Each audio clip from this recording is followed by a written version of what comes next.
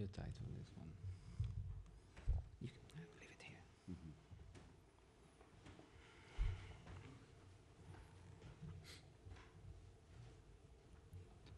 So you say it would be translated in English, or His is going to might be best in English, Oh, that's fine. and this is going to be in French. Fine. Where do I get the headphones? Oh, outside. Just outside. Right Yeah. outside, yes. Thank you. You're welcome. These headphones are outside, one French, two Spanish, and three English. Yes.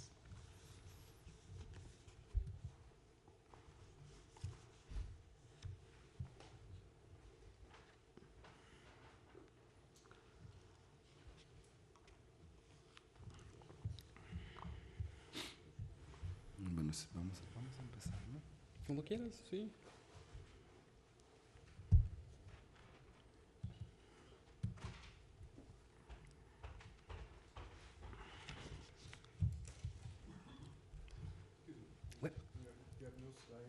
No, No, no. it's going to be the good old-fashioned way. The way it should be. À l'ancienne. Before PowerPoint invaded our lives.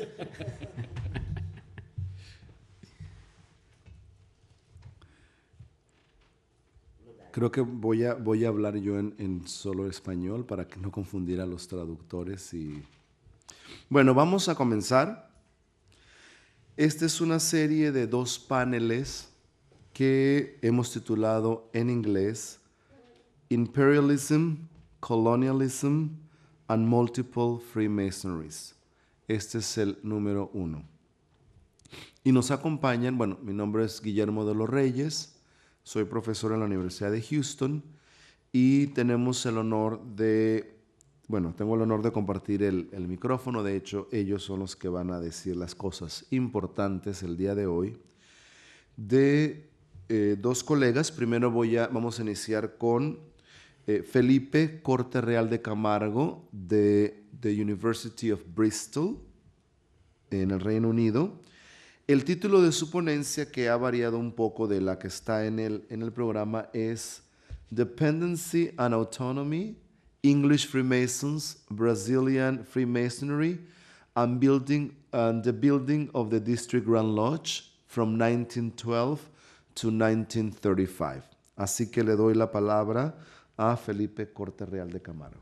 Gracias, Felipe. Thank you, Guillermo. Good morning. I would like to first apologize for the change of title, but it was a miscommunication, and I will analyze the relations between the English Freemasons and English Freemasonry with their Brazilian counterpart. So the relations between Brazil and England goes back a long way. In the 19th century, especially after the opening of Brazilian ports to friendly nations, English presence increased. Brazil, Portugal's biggest colony, suffered the effects of what can be called a layered colonialism. In other words, besides the effects of the Portuguese colonial pact, Brazil shouldered the burden of Portugal's debts with the British Empire and the maintenance of its status as a privileged partner. Freemasonry arrived in the Portuguese colony around the late 18th century.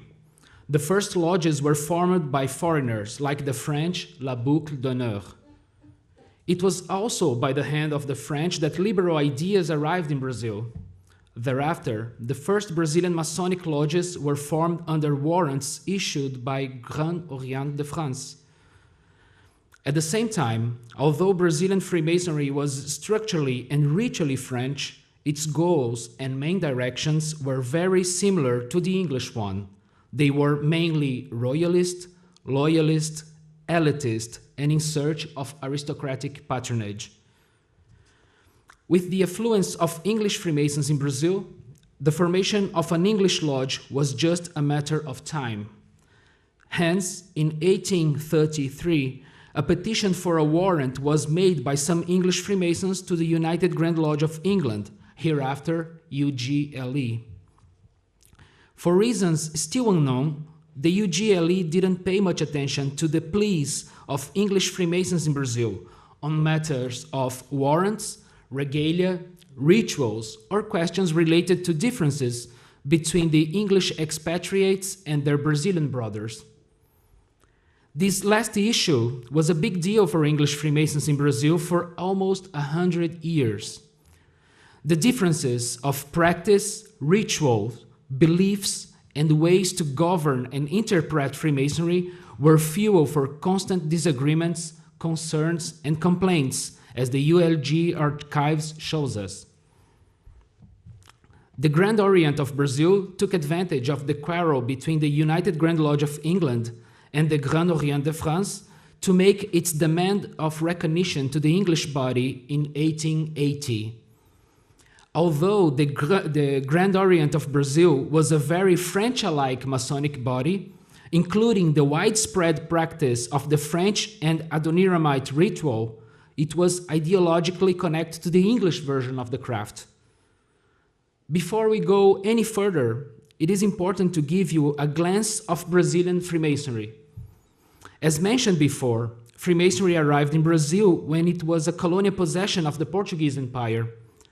With the French version of Freemasonry and the accomplishments of the American and French Revolution, the so-called Masonic Catechism started to inspire and influence some early movements for independence. Freemasonry, in this context, supplied public men with a non-existent structure in Brazil at the time, the one of the political parties. For centuries, in Brazil, it was unthinkable to build groups around ideas and ideals, or to organize forces to exercise power in a more participative context. Therefore, Freemasonry provided the frame for political life. In this sense, the craft was indeed revolutionary. Nevertheless, the Brazilian craft would inherit all the defects of political life: cronyism, power disputes, frauds, and schisms for no intellectual reasons other than to build a very personal Masonical political enclosure. The English Freemasons that went to Brazil at first were in a cheerful conviviality with their Brazilian brothers, thus reaching the widespread goal of the craft, Freemasonry Universal. Over time, English brethren would discover that Freemasonry for them was British Freemasonry. The complex composition of Brazilian society, hence the complicated character of Brazilian Freemasonry, led to growing disagreements between the English lodges and the Masonic body under which they were working, the Grand Orient of Brazil. From the letters and reports kept by the United Grand Lodge of England, there were two main reasons for the crescent discomfort among English Freemasons. First, the constant involvement of Brazilian Freemasons and Freemasonry as an institution in politics. The second was the peaceful coexistence of the Grand Orient of Brazil with the French Rite, regarded by the United Grand Lodge of England as irregular. The refusal of French Rite Freemasons into English lodges were subject of concern and discomfort for both sides.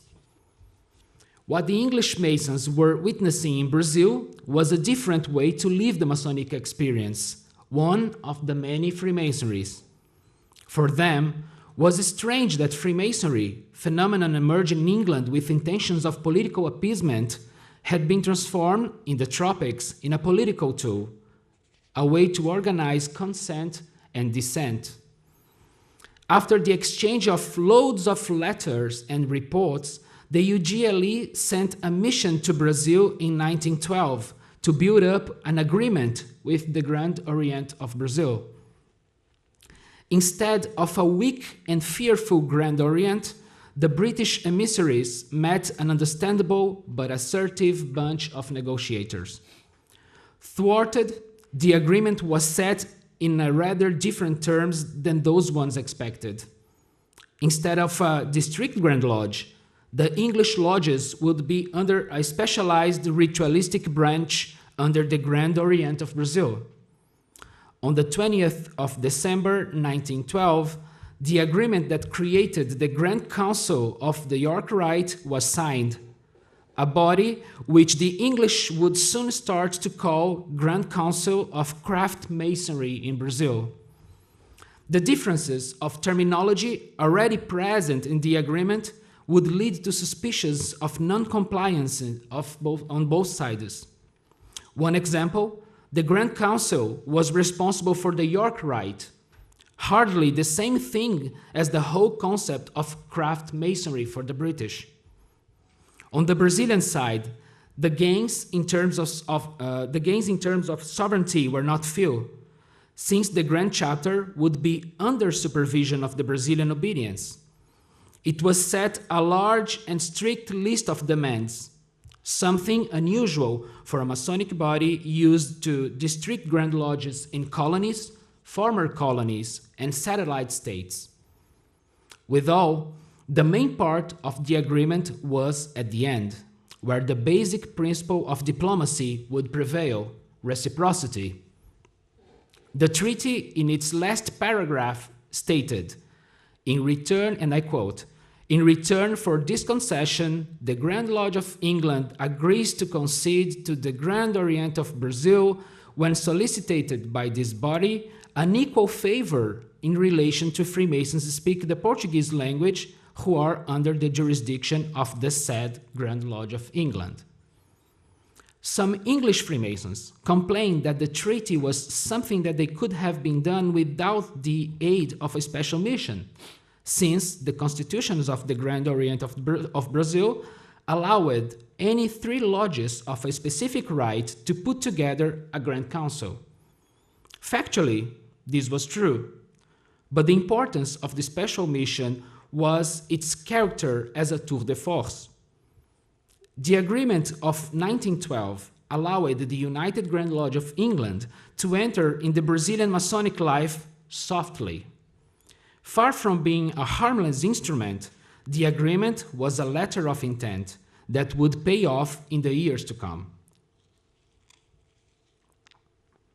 If in 1912 the Brazilian body was strong and united, the same was not true in the 1920s. More and more news of schisms and the news of the foundation of new Masonic bodies arrived in London. The worries of English Freemasons then were the same as in 1912, but now with 2 additions. First, the intrusion of the Grand Orient of Brazil in matters concerning craft masonry, the English craft masonry. Second, the Grand Council fragile role amid the fierce dispute between Brazilian Freemasons. Nevertheless, with the foundation of the schismatic state Grand Lodges in Brazil, there was an international race for recognition and international prestige. Even in the most turbulent times of this dispute between Brazilian Freemasons, the UGLE stayed beside the Grand Orient of Brazil for 3 main reasons. First, they felt obliged to stay faithful to the Grand Orient of Brazil since they had signed a treaty in 1912. Second, it would build momentum. In other words, it would gather strength to the request of a district Grand Lodge to be installed on Brazilian soil. Third, the state Grand Lodges started negotiations on the wrong foot, by being too demanding when the United Grand Lodge of England was more of a slowly but surely body. If in 1880 the Grand Orient of Brazil took advantage of the international quarrel between French and English Freemasonry, and if in 1912 the Brazilians again taught the English a lesson, if in 1912 the Brazilians again taught the English a lesson of unity and confidence, now it was the time for the English to collect the prize of opportunity and convenience. During the 1920s, the United Grand Lodge of England was seriously working with the possibility of a district Grand Lodge in Brazil. In letters from 1923, the district Grand Lodge in Argentina was called Southern Division. it necessarily follows that the Northern Division was on its way. The Treaty of Fraternal Alliance between the Grand Orient of Brazil and the United Grand Lodge of England was signed on the 6th of May 1935. The content of its 8 articles could be summarized into 2 points. In the best give and take manner, the UGLE would recognize only Brazilian Freemasons from the Grand Orient of Brazil as legitimate, and this body would allow the installation of a district Grand Lodge in its territory. To this end, the very constitution of the Grand Orient of Brazil was amended, breaching the clause of territoriality, but not without protests and discontent inside their General Assembly. In conclusion, after 1935, English Freemasonry would live a separate existence from their Brazilian brethren. The Grand Orient of Brazil was, and still is, the biggest Masonic body in Brazil when it comes to membership. To remain in favor with them, there was a need to pay special attention when some Brazilian representatives visited England. This special treatment has been verified on several occasions. One in 1984, when the District Grand Lodge of South America, Northern Division in Brazil, organized in details the visit of the Grand Orient of Brazil's Grand Master and 3 secretaries, and then some respects that in other countries would be no deference at all caught our attention. Like when in the planned activities we read, and I quote, "Any chance of at least a handshake with our most worshipful Grand Master?" Several works, like Harlan Jacobs, Prescott's, and Fosdar's, shows us that Freemasonry, by the hand of the English, had been transformed in a British imperial cult, to use the words of Fosdar. Beyond that, as it is proved nowadays, mainly in Congress like this, Freemasonry is a latitudinal phenomenon, with some canonical forms, but without canonical content. To use the example of the Anglo-Brazilian case, the basic principles of British Freemasonry are brotherly love, relief, and truth. In Brazil, they are liberty, equality, and fraternity. The frustration that eventually will hit every Mason is that the universality of Freemasonry, so propelled in its rituals, sometimes refers only to a jurisdictional universe of equals, with some more equal than the others, to use the Orwellian commonplace. Nevertheless, it is hard to blame the English will to practice their Freemasonry, even more when even its critics recognize them to be the origin, and under quotation marks, or worst, the Masonic Vatican. To decolonize Freemasonry is to decolonize the mentalities that shapes Freemasonry, and maybe this is out of reach for the elites that command the craft in their countries. To not see legitimacy in anything else except the ones derived from the original, or trying to elect another orthodox power by weirder standards like number of memberships, is to be twice colonized, and to enter in the discussion of the better Lord. Can be tricky and even anachronical to call the English Freemasons imperialists sometimes, because they did their best to build a Grand Lodge in foreign soil to practice what they understand as real Freemasonry. Surely, we must question the values which English Freemasonry stands for. Looking at the Brazilian panorama since 1935, there's not much we can say in favor of Brazilian Freemasons. Lodges became more and more politicized, and worst, increasingly defending the establishment, if not radical right-wing policies. Counting the Grand Lodges directly derived from the Grand Orient of Brazil we have 49 Masonic bodies. If we count all sorts of irregular Masonic obediences, more than 150. The fact is that these Master Masons, most of them 33rd degree of the ancient and accepted Scottish Rite, they were not initiated via email. In fact, some of the so-called regular lodges once admitted these men. Therefore, it is quite hard to argue with the idea of wanting your own kind of Freemasonry and not to be involved in the national affairs of a foreign country. It is against the principles of Freemasonry, some would say. But that is true only if you believe that at some point, Freemasonry as an institution was universal.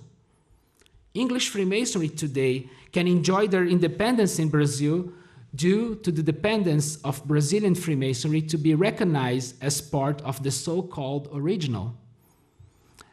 The answer to such a situation maybe lies in the answer that I've got from a Portuguese Freemasonry when visiting the Grand Orient of Portugal last year.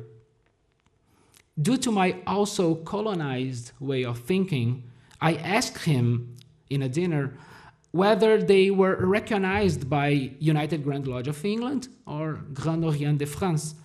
And he replied, "We are recognized by the French, but you know what? We have 200 years of history and great services provided to our nation, so we don't need to prove anything to anybody." Thank you.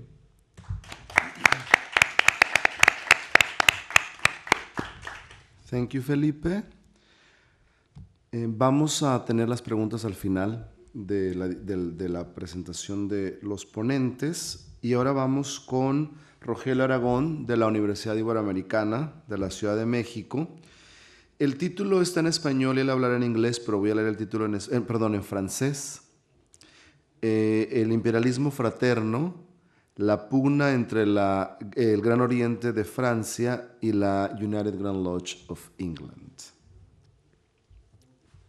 Merci. Merci.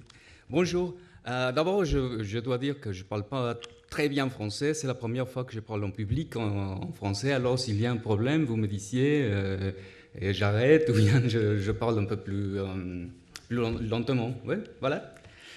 Bon, la première fois que je pensais à l'impérialisme maçonnique conçu comme une façon de monopoliser ou de coloniser dans un sens d'appropriation et d'exploitation le concept de régularité de reconnaissance maçonnique était en avril de 2004.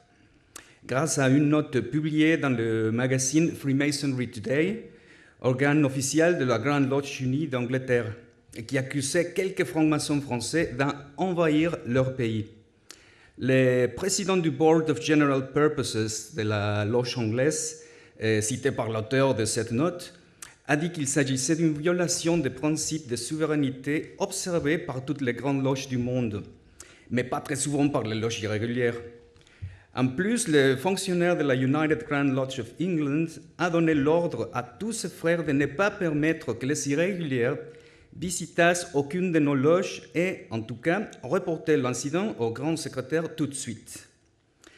De quelle franc-maçon irrégulière parlait le président de ce comité d'affaires généraux anglais? Il parlait de 12 Français, de 12 citoyens français, résidant à Londres et membres de la Grande Loge de France qui venait d'établir la loge White Swan au sud de la capitale anglaise. En plus d'être une loge irrégulière, la White Swan pratiquait le rite écossais ancien et accepté, même qu'en parole de l'auteur de cette petite note, on ne pratique pas en Angleterre. Si aujourd'hui on cherche cette petite note sur le site internet de la Grande Loge Unie d'Angleterre, elle n'existe plus. Il faut accéder aux archives de la Masonicpedia, une sorte de Wikipédia maçonnique américaine, pour trouver le texte. Et qu'est-ce qui s'est passé? Est-ce que les Anglais ont décidé soudainement de reconnaître les frères de la Grande Loge de France? Ont-ils décidé de tempérer leur position autour de la régularité maçonnique? Pas du tout. L'attitude des maçons anglais vers la Grande Loge de France est la même depuis 1929, quand la Grande Loge Unie d'Angleterre a produit unilatéralement une liste de particularités que les loges doivent avoir pour être reconnues par elles comme régulières. D'abord, la Grande Loge de France, autour de la date de sa création en 1894, a adopté une perspective sur l'invocation du grand architecte de l'univers très libérale. Elle laissa à ses ateliers la liberté de travailler ou non à la gloire du grand architecte. Et ça semble étonnant qu'aujourd'hui, la Grande Loge de France est conforme à plusieurs de ses particularités demandées par la Grande Loge unie d'Angleterre, plus notablement l'invocation du grand architecte de l'univers, la présence en loge de 3 grandes lumières, soit le volume de la loi sacrée, en ce cas c'est la Bible, exposée et ouverte avec le cœur et le compas, la non-mixité des travaux rituels et la non-immixion dans les controverses politiques ou religieuses. Mais la régularité anglaise n'est pas encore décernée. Et la Grande Loge de France, il faut le dire, cherche cette reconnaissance depuis 1945. Et pourquoi les Anglais ont ignoré les efforts de la Grande Loge de France pour obtenir sa régularité? Parce que les Anglais ont déjà une loge affiliée en territoire gaulois. La Grande Loge nationale française, depuis sa fondation en 1913, est la seule organisation maçonnique que les Anglais reconnaissent avec un bref parenthèse en 2011-2012, quand il y avait des problèmes dans la loge. Et par des questions internes, la Loge unie d'Angleterre a suspendu pendant quelques mois les relations avec la Grande Loge nationale française, mais je crois que maintenant ça va bien encore. Avec le Grand Orient de France, la seconde organisation maçonnique plus connue du monde et selon ses membres la plus importante d'Europe continentale, la situation est plus compliquée. Les Anglais ne le reconnaissent pas comme une obédience régulière. Oui. Ah merde, je suis désolé. En plus, on n'a pas eu votre texte. Ah non. Voilà. Ah. Il faut lire lentement. Ah lentement, ah oui, oui. Merci. Bon, alors je commence ici. Avec le Grand Orient de France, la seconde organisation maçonnique plus connue du monde et selon ses membres la plus importante d'Europe continentale, la situation est plus compliquée. Les Anglais ne le reconnaissent pas comme une obédience régulière, mais dans ces cas, d'après la perspective de Londres, tout à fait, ils ont des raisons valables pour ne pas avoir, eux, des liens maçonniques avec l'obédience française. Déjà en 1774, une année après avoir été fondé, le Grand Orient de France a proposé un traité avec la Grande Loge unie d'Angleterre. La Grande Loge d'Angleterre, dans ce moment-là, ce n'était pas encore la Grande Loge unie, c'était la Grande Loge d'Angleterre. Mais les Français ne reconnaissent pas la primauté historique de ces frères anglais, et en plus la France soutenait les révolutionnaires américains qui luttaient contre les Britanniques. Alors le traité maçonnique a été rejeté par les Londoniens. Durant la plupart du XIXe siècle, la maçonnerie française et anglaise adoptent une stratégie d'expansion nationale et vers leurs respectives colonies, et la relation entre elles n'était pas prioritaire. Mais la vraie rupture entre le Grand Orient de France et la Grande Loge unie d'Angleterre date de 1877, quand le Grand Orient a décidé de réformer le premier article de sa constitution. L'article original de 1849 accepta que la base de la franc-maçonnerie fût l'existence de Dieu et l'immortalité de l'âme. Mais pendant des années, il a trouvé une féroce résistance de la part de plusieurs loges qui appartenaient à son obédience. Finalement, au congrès de Lausanne de 1875, de nombreux francs-maçons ont demandé la suppression de l'obligation de la croyance en Dieu. Alors, l'article amendé en 1877 est devenu radicalement différent. Et je cite, il dit « La franc-maçonnerie, institution essentiellement philanthropique, philosophique et progressive, a pour objet la recherche de la vérité, l'étude de la morale universelle, des sciences et des arts et l'exercice de la bienfaisance. Elle a pour principe la liberté absolue de conscience et la solidarité humaine. Elle n'exclut personne pour ses croyances. Elle a pour devise liberté, égalité, fraternité. » À la lumière de cette évolution, la Loge de Londres a adopté une résolution l'année suivante. Elle dit « La Grande Loge unie d'Angleterre, toujours désireuse de recevoir dans l'esprit le plus fraternel les frères appartenant à toutes les grandes loges étrangères, dont les travaux sont effectués selon les anciens landmarks de l'ordre, dont le premier et le plus important est la croyance au grand architecte de l'univers, ne peut reconnaître comme vrais et véritables frères ceux qui auront été initiés dans des loges qui désavouant ou ignorant cette croyance. » Ce moment historique pour la franc-maçonnerie gauloise et mondiale est contemporain aussi à la chute du Second Empire et à l'établissement de la Troisième République. Le gouvernement provisoire français, dont 7 de 12 membres sont francs-maçons, tourna vers la laïcisation de l'État et attira les critiques et les condamnations catholiques contre lui-même et contre la maçonnerie par extension. Cette période, connue comme la querelle du grand architecte de l'univers, a eu des répercussions pas seulement sur les relations internationales de la franc-maçonnerie française, mais au niveau national aussi. Aujourd'hui, par question de temps, je ne savais pas qu'il n'y avait pas de personnes qui vont pas venir, mais par question de temps, je ne parle pas en profondeur des conflits internes de la franc-maçonnerie française pendant cette querelle, ni des différences entre l'expansion maçonnique coloniale française et anglaise. Et c'est d'ailleurs très intéressant parce que l'extension impériale britannique est allée de la main avec la franc-maçonnerie. Et dans le cas français, alors, ils sont emportés aussi l'Église catholique, que c'est l'ennemi le plus important de la maçonnerie. Alors, c'était un cas particulier. Hein. Et je voudrais plutôt faire un bilan de l'état actuel de relations entre les Français irréguliers et les Anglais défenseurs de la régularité, à la vieille du tricentenaire. J'ai essayé beaucoup de fois de contacter la Grande Loge unie d'Angleterre, même à travers de monsieur Martin Cherry, que je connais, je lui ai écrit, il ne m'a pas répondu. La Grande Loge nationale française, la Grande Loge de France, la Grande Loge traditionnelle de France, la Grande Loge indépendante de France, avec les maçons, tout est grand, non, quoi. Les Grands Orients de France, c'est une langue, etc. J'ai reçu que 4 réponses. Celle du Grand Orient de France, par l'intermédiaire de Pierre Mollier, directeur de la bibliothèque du Grand Orient, celle de la Grande Loge traditionnelle et moderne de France, à travers de Michel Milissot-Flonnet, de la Commission des affaires extérieures de dite loge, celle de Paul Clément de la Fédération des loges libres et souveraines, et celle de Madame Béatrice Jouan de la Grande Loge féminine de France. Le professeur Mollier m'a dit, à propos de ces célébrations du tricentenaire aux deux côtés de la Manche, que le Grand Orient de France ne fête pas les 300 ans de la Grande Loge unie d'Angleterre, mais les 300 ans de la franc-maçonnerie moderne. Parce que, strictement, la loge londonienne, en tant que telle, ne fut formée qu'en 1813.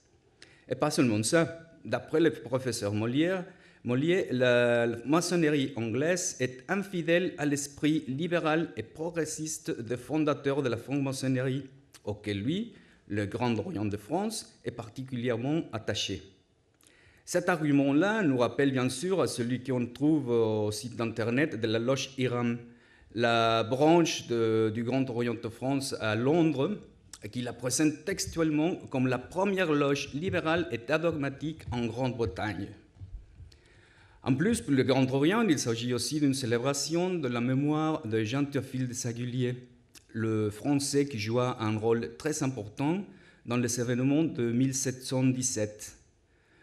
Cependant, quelques lignes plus tard, Pierre Mollier a tenu ses arguments pour me renseigner que, malgré les différences et l'absence de relations dans le plan maçonnique entre Anglais et Français, dans les 2 décennies dernières, il y a eu une reconnaissance mutuelle de l'histoire en commun et une collaboration plus proche sur des questions historiques et culturelles.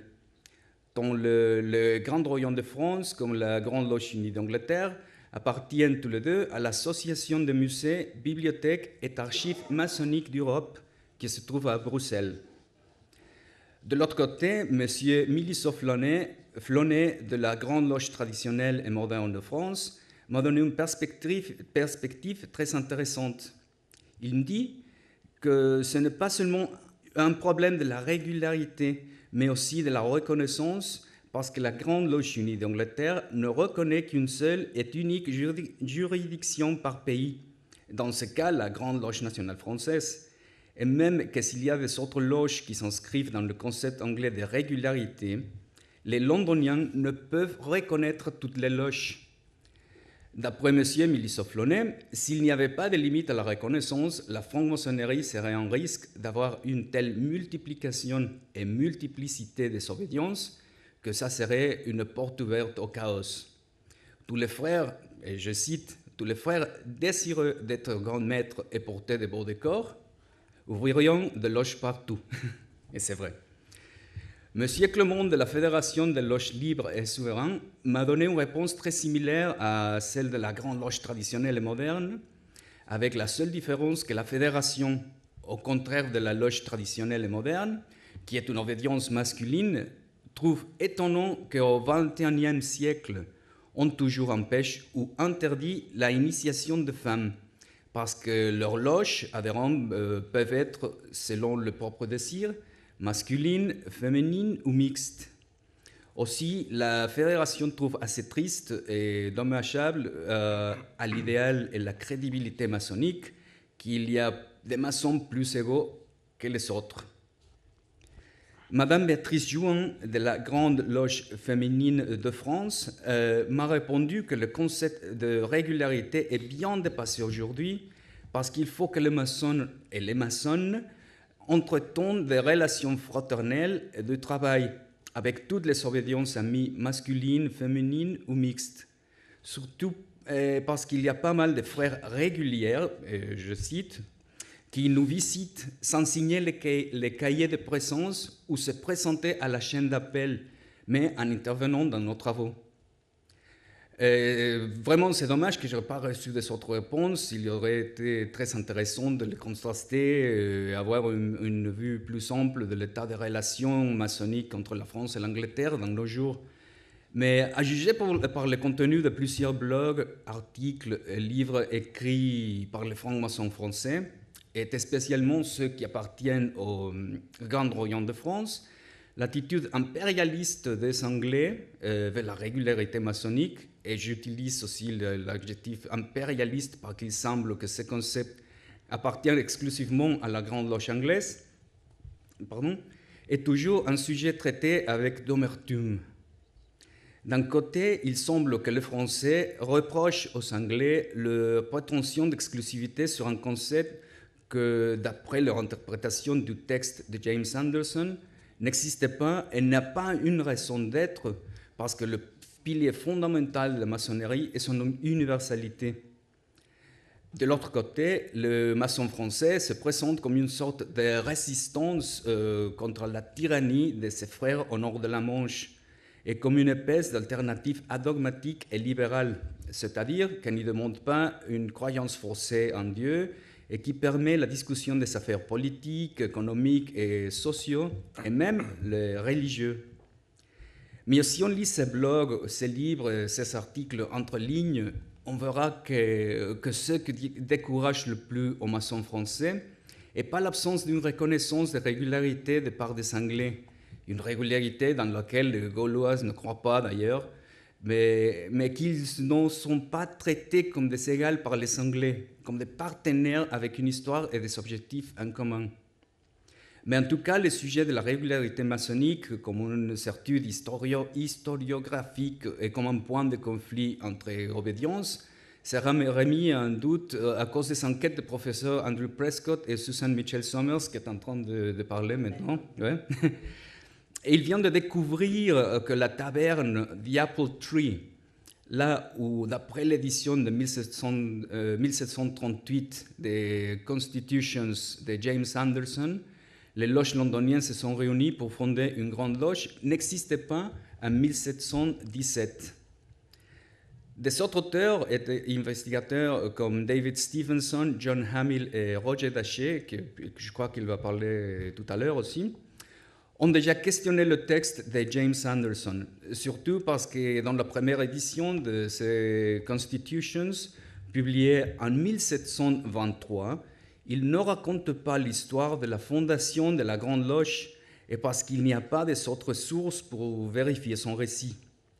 Prescott et Somers ont trouvé, après de faire une enquête approfondie de la topographie de ce quartier de Londres, que la taverne Apple Tree de Charles Street, près du Covent Garden, date de 1729 et pas de 1716, comme on le croyait jusqu'à aujourd'hui. Et bon, il faut se rappeler que le récit de les quatre loges qui se sont réunies à la taverne Goose and Gridiron vient d'Albert Mackey, le maçon américain qui écrit l'Encyclopedia of Freemasonry en 1873. Alors c'est un peu plus tard que ça, non? Et bon, à la lumière de cette découverte, il faudra peut-être réécrire l'histoire de la fondation de la franc-maçonnerie moderne. C'est une bonne nouvelle pour les historiens intéressés dans l'histoire de cette organisation fraternelle et pour les francs-maçons français et anglais. Peut-être, après plus d'un siècle de différence, ils vont découvrir que l'histoire change tout le temps et que l'histoire peut tout changer. Merci.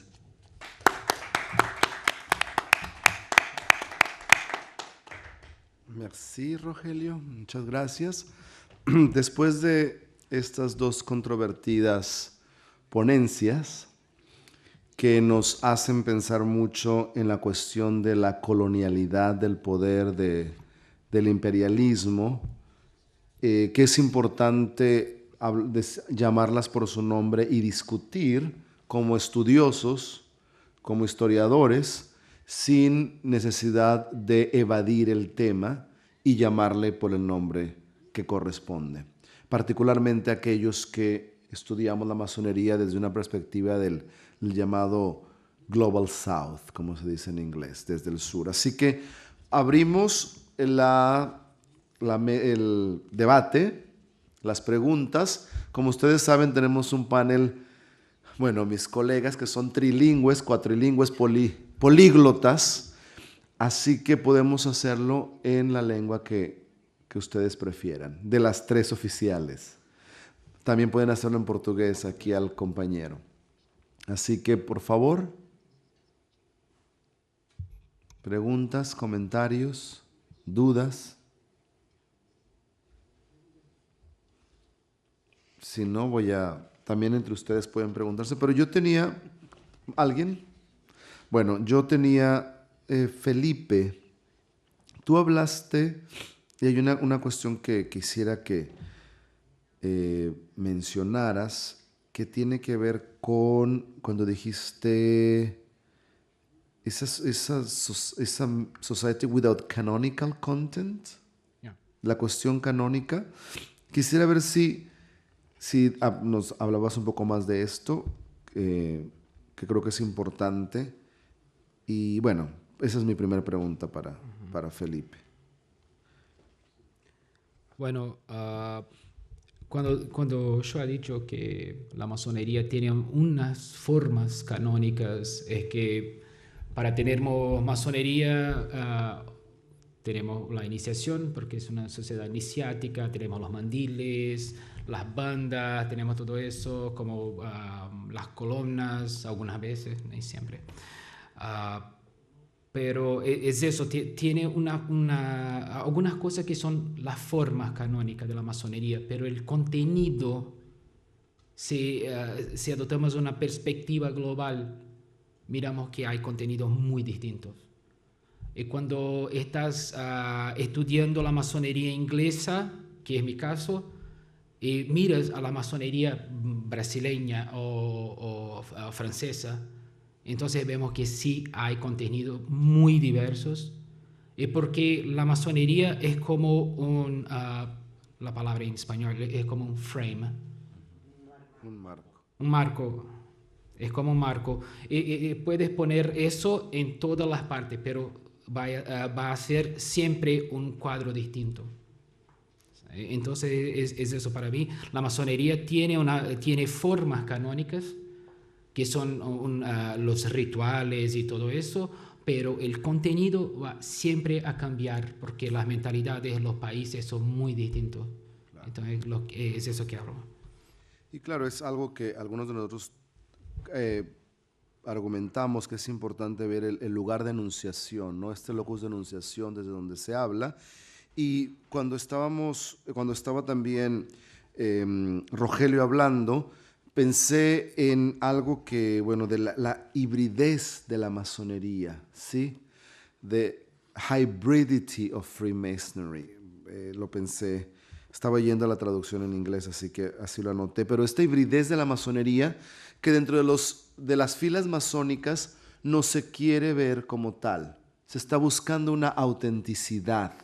Y creo que es importante dejarnos de estar en esa búsqueda de la autenticidad y ver la hibridez, ver estas cuestiones, estos nuevos modelos, estas novedades. Las novedades son muy importantes para el estudio de la masonería.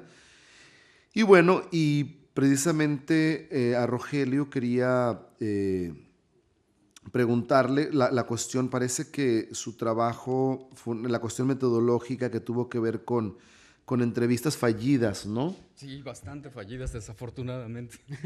Por falta de una comunicación. Y bueno, quisiera que Rogelio nos hablabas un poco a nosotros, los que somos estudiosos de la masonería, sin ser parte de las filas masónicas, las complicaciones o no, porque también qué tenemos o no los que estudiamos la masonería dentro de un locus de enunciación que no es ser iniciados en la masonería, los profanos que estudiamos la masonería. Claro. Sí, es bastante complicado porque ya de ahí hay una barrera hacia el objeto de estudio, precisamente porque muchas veces quieren saber, bueno, ¿por qué te estás interesando, ¿no? Y por qué quieres hablar de ellos? Y yo siento un poco también que los masones tienen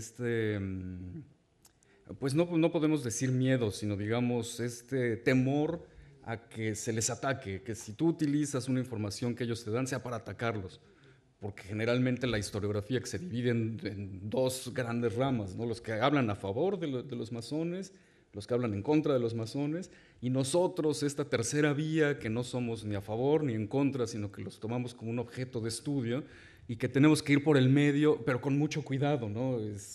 Porque si los criticas, entonces inmediatamente eres antimasón. Si estás de acuerdo con algún concepto que ellos tengan, inmediatamente eres pro-masón, ¿no? Entonces hay que transitar esta vía en medio, pues con mucho cuidado, ¿no? Y más que nada con mucho cuidado, con mucho tiento, con mucha diplomacia. Por ejemplo, lo que les preguntaba a las logias, bueno, fue con mucha ceremonia, con mucha, pues no sé cómo decirlo, con mucha diplomacia, exactamente, ¿no? Con mucha diplomacia y sobre todo haciéndoles ver que no era para atacarlos, sino era simplemente yo quería saber su punto de vista sobre las celebraciones del tricentenario y ver qué es lo que decían, y desgraciadamente solo recibí estas respuestas, no hubo más. Y ahora sí, Maru, por favor. Me gustaría, antes de que siguiéramos por esa vía, retomar el asunto de los colonialismos creo que si algo genial está sucediendo en el estudio de la masonería. Para que te hagan los intérpretes. Decía que me interesa retomar el estudio de los imperialismos y el colonialismo en el sentido de, creo que si algo genial está sucediendo en el estudio de la masonería es que nos está permitiendo deconstruir los colonialismos y al mismo tiempo reconstruir las peculiaridades nacionales.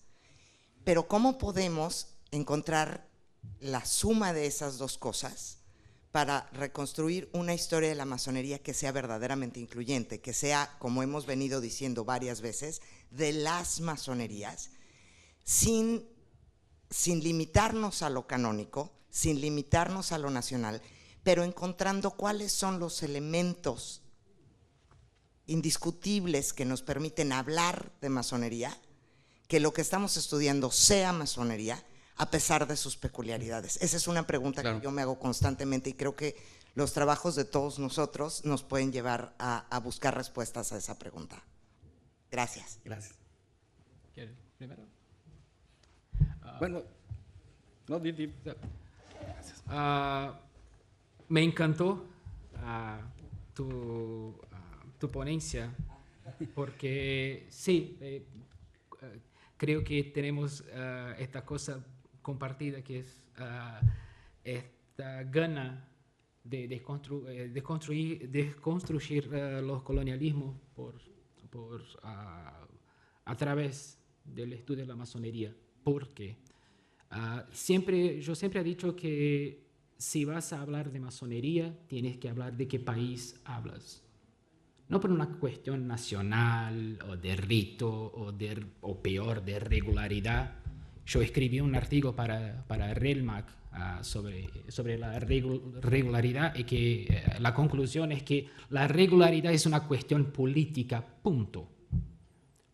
Y ahí está la Gran Logia Unida de Inglaterra con todos sus props, se haciendo de como tú eres regular, tú no eres regular. Yo creo que una de las soluciones es que no hablemos de eso.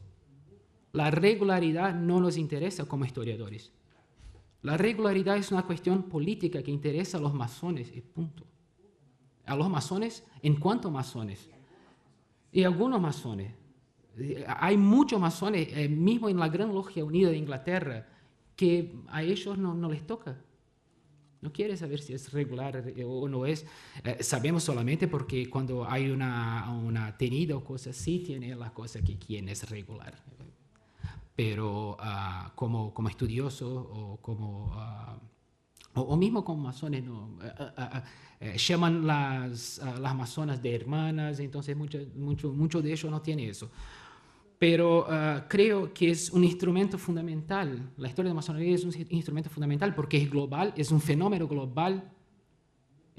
Todavía es un fenómeno que tiene una mentalidad occidental muy específica. Es un fenómeno del iluminismo, por así decir. Y yo hablo acá del renacimiento medieval, ¿no? del siglo XVI, no del fenómeno del XVIII.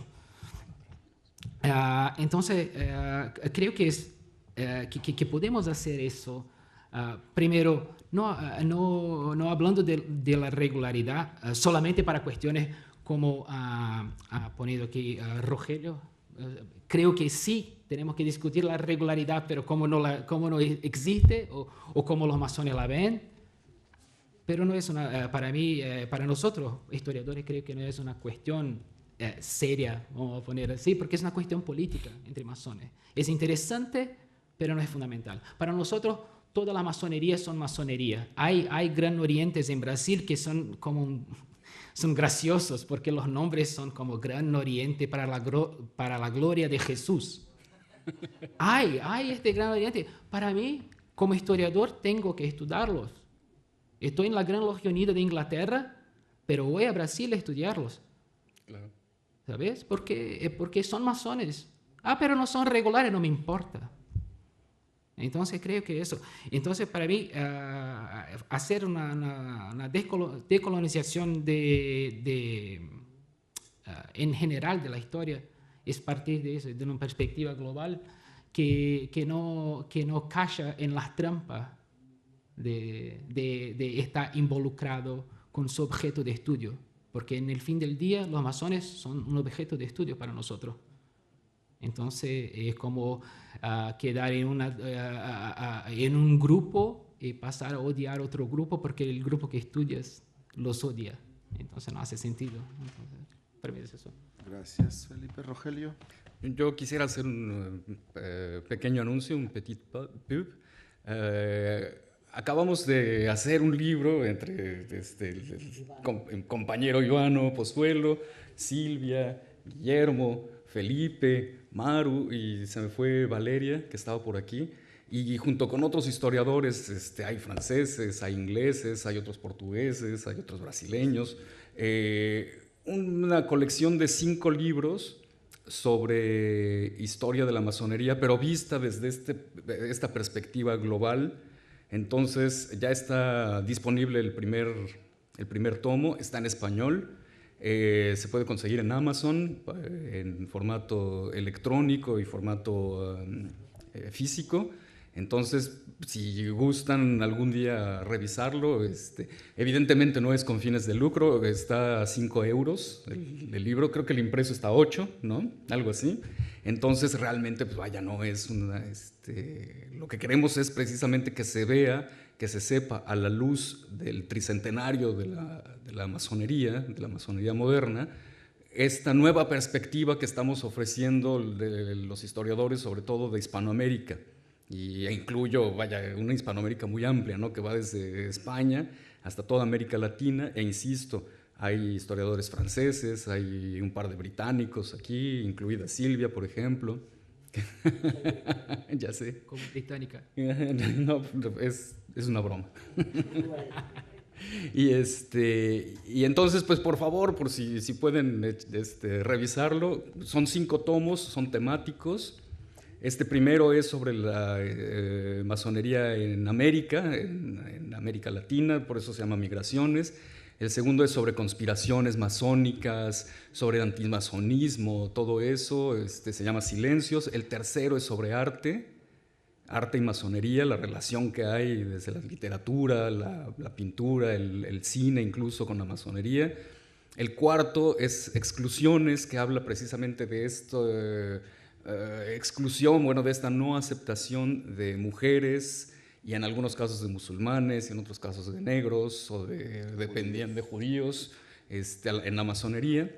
Y el quinto tomo, que es Cosmopolitismos, que habla precisamente de esta masonería global, ¿no? De estas masonerías que encontramos en todo el mundo y que estamos estudiando desde diferentes perspectivas. Entonces, les recomiendo que lo revisen. ¿Quieres decir algo sobre lo que dijo Maru? No. Ah, muy bien.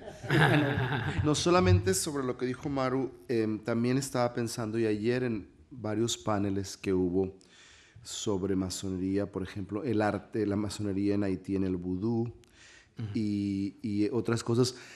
También el impacto, creo que como estudiosos también, cuando estamos colonializados por la academia, en la que tienes que decirle a tu comité de evaluación que es relevante estudiar la masonería, ¿por qué?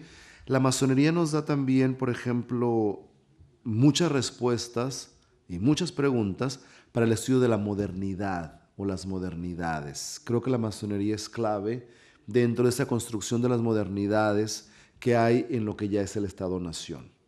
Entonces también, además de estas cuestiones de imperialismo, de colonialidad, es importante ver la masonería como muy importante en las modernidades. Bueno, ya sabemos que el trabajo de Margaret Jacob et al., que tiene que ver con la ilustración, que siempre se quedan aquí en Europa, pero hay que ver más allá de la vieja Europa. También están las modernidades latinoamericanas, las modernidades asiáticas, las modernidades africanas, que también la masonería nos puede dar muchas respuestas al estudiar lo que pasó en las logias, al estudiar la cuestión de las logias. Y tengo una pregunta para mis colegas, y es verdad, tenemos la cuestión colonial, imperial, de arriba hacia abajo, pero ¿qué pasa con las masonerías en América Latina, en el caso de Brasil o en el caso de México, que Rogelio conoce bien, o de otras? ¿Por qué piden y necesitan el reconocimiento algunas de ellas y por qué otras no? Porque también no es que todas las, en mi opinión, y bueno, lo que he estudiado, no es que el Gran Oriente de Francia o que la Gran Logia Unida de Inglaterra vayan y estén vendiendo los reconocimientos. También hay las peticiones, se piden esas cartas patentes. Sí, claro. ¿Por qué se da esta situación? Y si se sigue dando, y la relevancia de esto.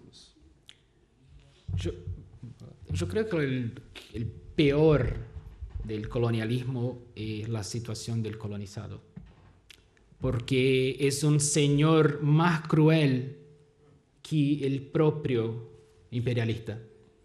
Entonces, en Brasil, en la masonería brasileña, lo que tenemos son 49 obediencias, 49 cuerpos masónicos que se reconocen como regulares, porque todavía es el Gran Oriente de Brasil, y tienes las logias estaduales en el sistema muy cerca del americano y los grandes orientes estaduales que son frutos de una división del 1973. Entonces, yo creo que el problema fundamental es la cuestión del origen y de ser aceptado como una cosa derivada del original. Entonces, lo colonizado quiere es ser aceptado por la metrópolis.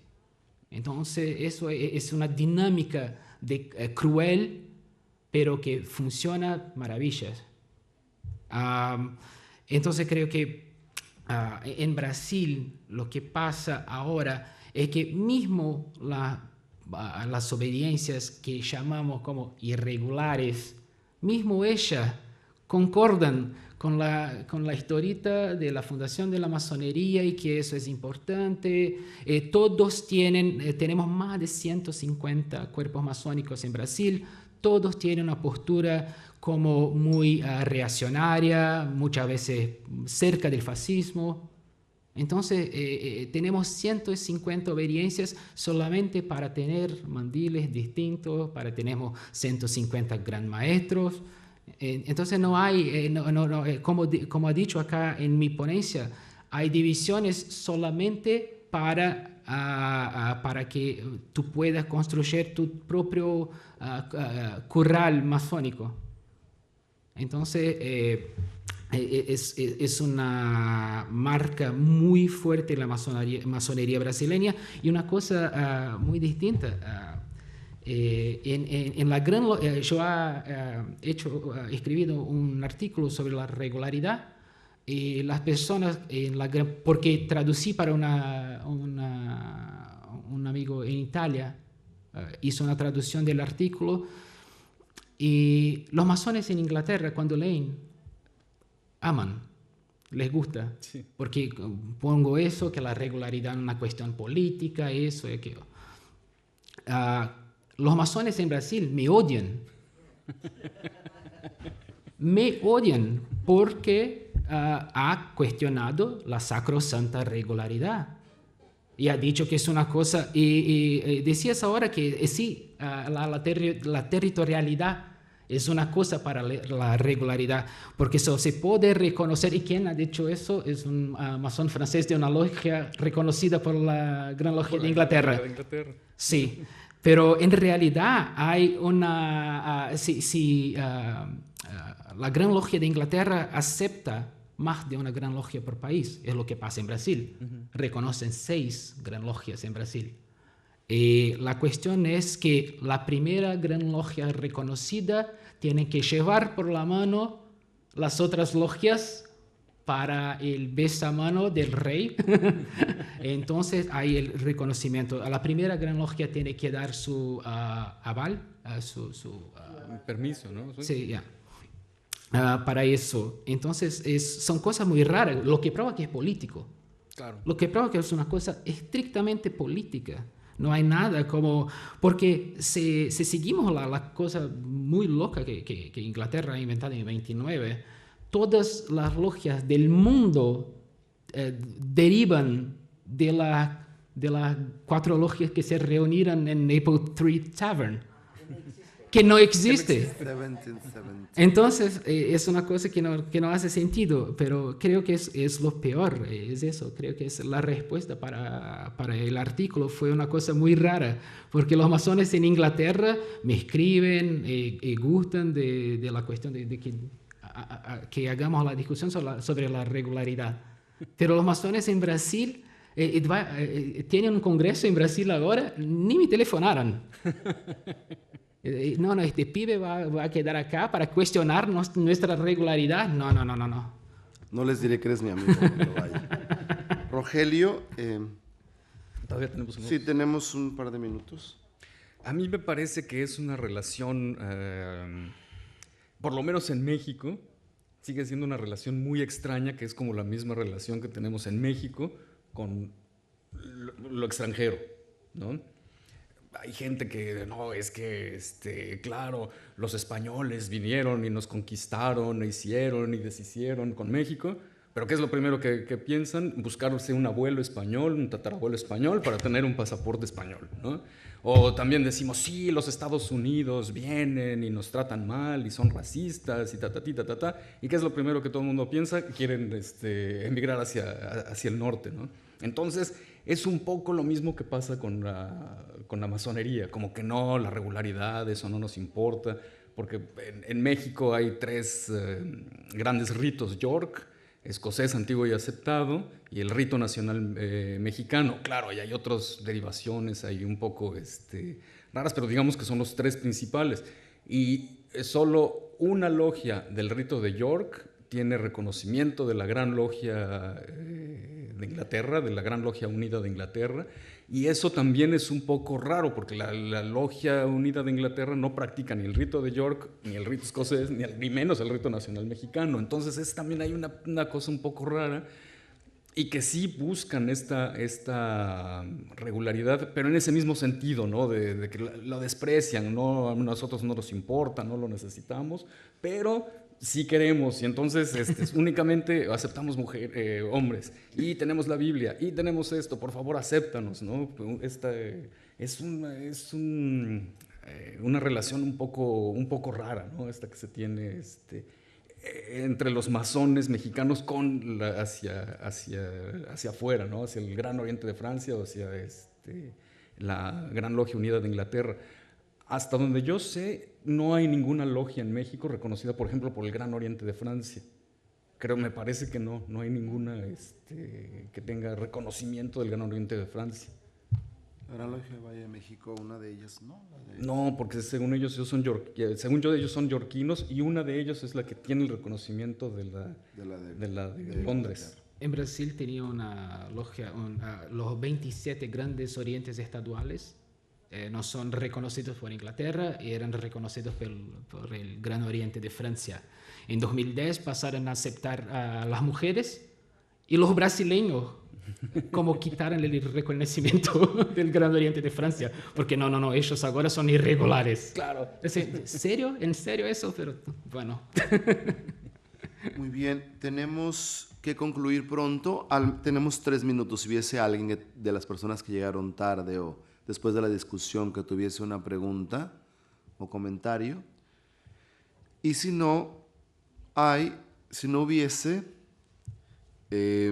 creo que la conclusión que tomamos de este panel es que a los estudiosos de la masonería nos corresponde decolonizar los saberes.